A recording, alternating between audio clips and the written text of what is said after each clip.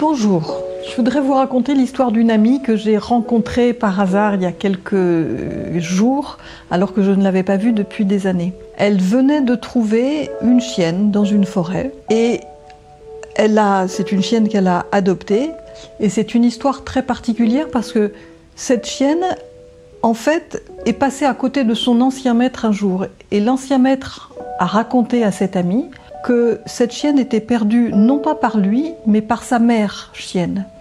Que cette chienne avait comme spécialité d'emmener dans la forêt pour les perdre les femelles dominantes de sa portée. Elle les choisissait très bien, elle gardait les mâles et elle gardait les femelles soumises. Et donc c'était ce qui s'était passé pour cette chienne une fois de plus.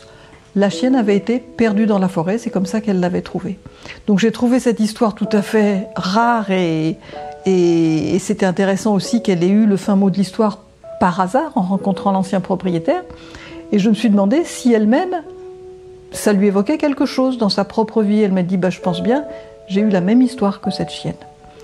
Enfin, toute proportion gardée, elle n'a pas été abandonnée dans une forêt, mais en tout cas, ça éveillait chez elle des conflits qu'elle avait vécus.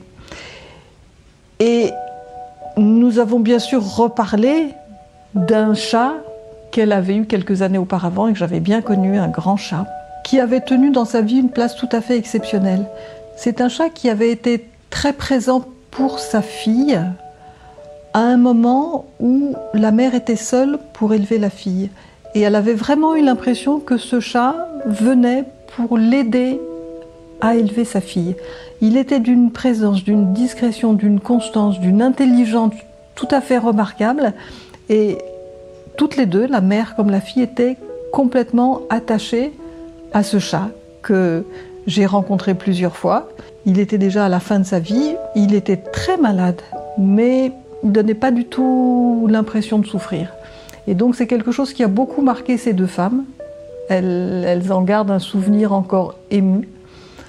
Et maintenant, cette femme a décidé d'être famille d'accueil pour des chatons abandonnés, c'est-à-dire de les élever jusqu'à ce qu'ils puissent atteindre l'âge où il est possible de les vacciner, de façon à ce qu'on puisse ensuite les confier à des familles d'accueil définitives.